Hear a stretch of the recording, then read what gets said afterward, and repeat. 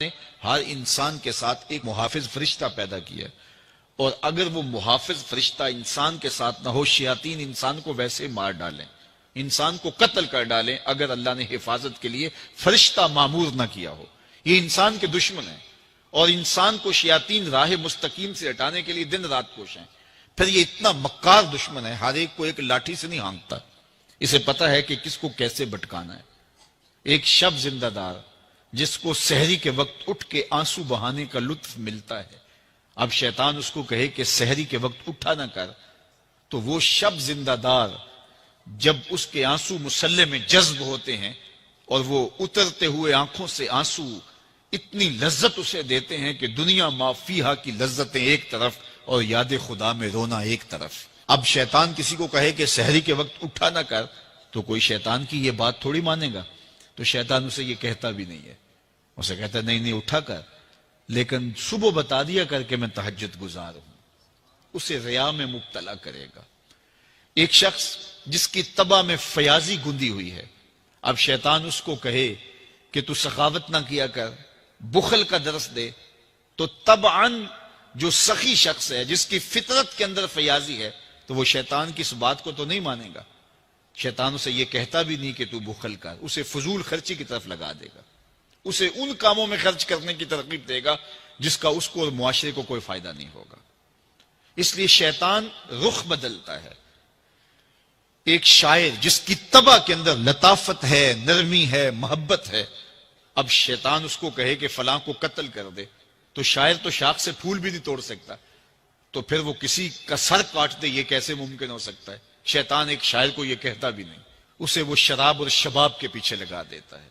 اب اتنا سخت دشمن، اتنا مکار دشمن، حضرت سیدنا غوث اعظم رضی اللہ تعالیٰ عنہ فرماتے ہیں میرے اوپر صحاب نور چھا گیا اور آواز آئی، عبد القادر تو نے اللہ کی اتنی عبادت کی ہے، اتنی ریاضت کی ہے کہ شریعت کا ہم تمہیں اب مکلف نہیں رہنے دیتے، اور اب تو نماز نہ پڑھے اور دیگر اعمال نہ کرے تو تجھے کوئی پکڑ نہیں، میں تیرے اوپر ایسے راضی ہو گیا ہوں۔ تو ایسے بادل سے آواز آئی، کہتے مان میرے دل میں خیال آیا کہ اگر عبادت کا مکلف نہ ہونا ہوتا تو امام الانبیاء صلی اللہ علیہ وسلم سے بڑھ کر کون اللہ کا مقرب تھا۔ حتی تتورم قدماہ، حضور جب نماز پڑھتے اور اس قدر لمبا قیام کرتے حضور کے مبارک پاؤں سوج جاتے، لیکن ان کو تو کہا گیا وَعْبُدْ رَبَّكَ حَتَّى يَأْتِيَكَ الْيَقِينُ، انہیں تو کہا گیا کہ آخری سانس تک اللہ کی عبادت کرنی ہے۔ تو میں کون ہوں کہ مجھے کہا جائے کہ تو اب عبادات کا مکلف نہیں رہا، کوئی بات نہیں ہے۔ تو کہتے ہیں میں لا حول ولا قوت الا باللہ پڑھا تو وہ جو مجھے نور نظر آ رہا تھا وہ سیاہی میں بدل گیا۔ تو وہ ابلیس تھا جو اس رنگ میں مجھے بھٹکانا چاہتا تھا، کہا عبد القادر اس مرتبے پہ پہنچے ہوئے کتنے لوگوں کو میں نے گمراہ کر دیا، تیرے علم نے تجھے بچا لیا۔ تو میں نے کہا ظالم، میرے علم نے مجھے نہیں بچایا، میرے اللہ کے فضل نے بچایا۔ تو کہا پھر بچ گیا ہے، کئی میں نے یوں لوٹ لیے۔ تو اتنا مکار دشمن ہو جو ہمارے اوپر مسلط ہے اور دن رات کوشاں ہے ہماری متاع عمل لوٹنے کے لیے، متاع ایمان لوٹنے کے لیے، تو پھر مجھے بتاؤ کہ ہم کیا غافل ہو کے بیٹھیں گے؟ ایسے ناپاک وجود کا مقابلہ کوئی آسان ہے جو ہماری متاع عمل لوٹتا ہے، متاع ایمان لوٹتا ہے، ہمیں عمل کرنے نہیں دیتا، کریں تو وسواس ڈال رہا ہوتا ہے، کر لیں تو ریا میں اور تکبر میں مبتلا کر کے، عجب میں مبتلا کر کے کیا ہوا عمل بھی لوٹ لیتا ہے۔ مجھے بتاؤ یہ کوئی جو ہے وہ سوکھا کام ہے کہ ہم مقابلہ کریں؟ اب ماہ سیام میں روزے سے بھوک بھی کاٹتے ہیں اور قرآن مجید کی تلاوت اور دیگر معمولات کے لیے ہمیں تنہائی بھی میسر آتی ہے، اور اسی طرح ہمیں روزے سے جو ہے وہ اپنی زبان کو کنٹرول کرنے کا درس بھی ملتا ہے۔ تو روزہ تمہاری زبان کا محافظ بن جاتا ہے، پھر روزہ تمہاری شہوات کے کنٹرول کا ذریعہ بن جاتا ہے، اور روزہ تنہائی کی وجہ سے اختلاط سے جو خرابیاں پیدا ہوتی ہیں ان سے تمہیں بچا لیتا ہے۔ تو گویا ماہ سیام اللہ تعالیٰ کی رحمتوں کا ایک روپ ہے، اور یہ ایک مہینے کا تربیتی کورس ہے جس کے ذریعے سے ہم اپنے باطن کی صفائی کر سکتے ہیں اور اندر کی غلاستیں، اندر کے میل کچیل مٹا سکتے ہیں۔ ارشاد فرمایا جو اللہ سے ڈرے اللہ اس کے لیے راستے کھول دیتا ہے، اور اللہ اس کو وہاں سے دیتا ہے جہاں سے اسے گمان بھی نہیں ہوتا۔ وَمَن يَتَوَكَّلْ عَلَى اللَّهِ فَهُوَ حَسْبُهُ، اور جو اللہ پر بھروسہ کرے اللہ اس کے لیے کافی ہو جاتا ہے، اس کی ضروریات کا وہ خود کفیل ہوتا ہے، اور اس کے کام اس کے ذمہ کرم پہ ہوتے ہیں، کو ہو کے دیکھے اس کا۔ تو جو اللہ سے ڈرے اللہ اس کے لیے راستے بناتا ہے۔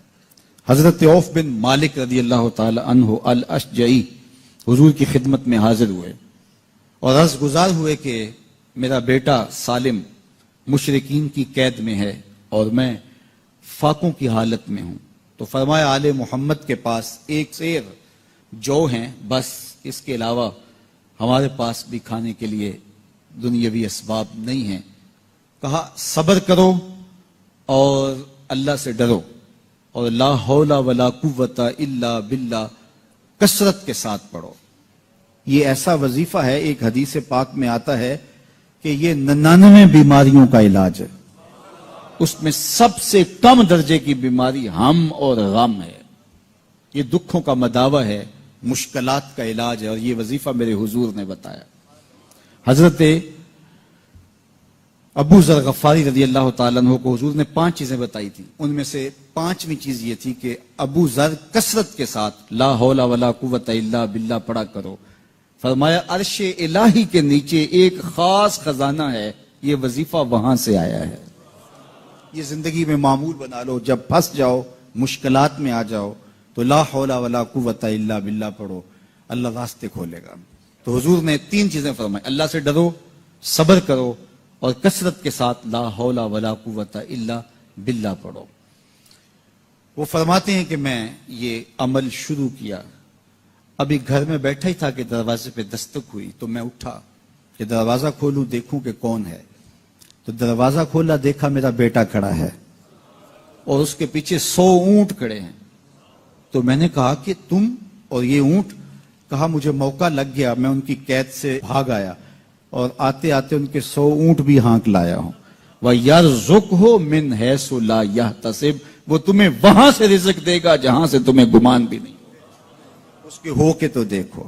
اللہ اکبر، اللہ کے ہو جاؤ تو پھر وہ تمہاری ضرورتوں کا کفیل ہو جائے گا۔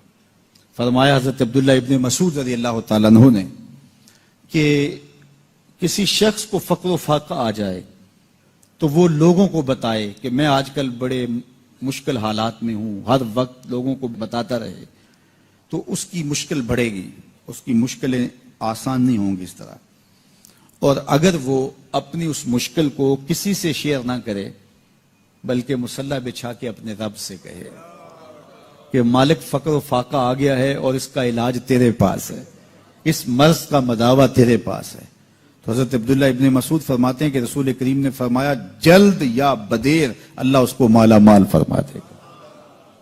یہ بھی کبھی کر کے دیکھو، مشکل آ جائے، فاقہ آ جائے، مصیبت آ جائے، کسی سے نہ کہو، صرف اپنے رب سے کہو، پھر دیکھنا اس کی کرم نوازیوں کا می کیسے برستا ہے۔ فرمایا اللہ پر بھروسہ کرنے کا جو حق ہے اگر وہ تم ادا کر دو، وہ تمہیں ایسے رزق عطا کرے جیسے پرندوں کو عطا کرتا ہے۔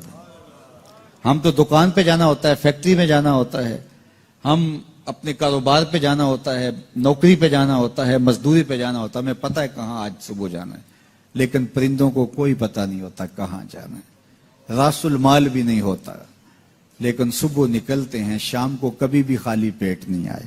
بن توکل پنچھی اڑ دے، خرچ نہ پلے زیرا ہو۔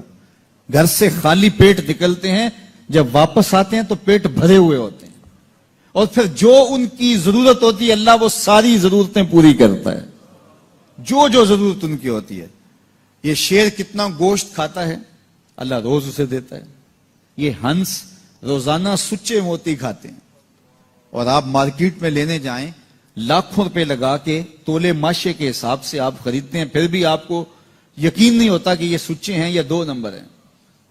اور ہنس دنیا پہ کروڑوں جانور پائے جاتے ہیں، روز کھاتے ہیں، صبح بھی، شام بھی، دوپہر بھی، پیٹ بھر کے کھاتے ہیں، اللہ روز انہیں عطا کر۔ کہا اس پہ تھے تو بوڑھے بزرگ جو مسجد میں جانے سے قاصر تھے وہ گھروں میں بیٹھ کے قرآن پڑھتے ہوتے تھے، اور عموماً ظہر کے وقت بھی اور صبح کے وقت بھی گھروں سے قرآن پڑھنے کی آوازیں آیا کرتی تھی۔ آج گھروں سے پاپ میوزک کی صدائیں سننے کو تو ملیں گی، لیکن قرآن کے نغمے موقوف ہو گئے. یہی وجہ ہے کہ آج ہمارے گھروں سے برکت روٹ گئی ہے. دولت کی فراوانی کے باوجود، وسائل کی کثرت کے باوجود، اسباب آسودگی حاصل ہونے کے باوجود نہ آسودگی ہے، نہ سکون ہے، نہ طمانینت ہے، نہ برکت رہی، اس لیے کہ ہمارے گھروں سے قرآن رخصت ہو گیا. آج صبح اٹھ کے فیس بک کا چہرہ تو دیکھتے ہیں لیکن قرآن کا نقشہ نہیں دیکھا جاتا. تو برکت کے قافلے گھروں سے رخصت ہو گئے اور گھر برکتوں اور رحمتوں سے خالی ہو گئے.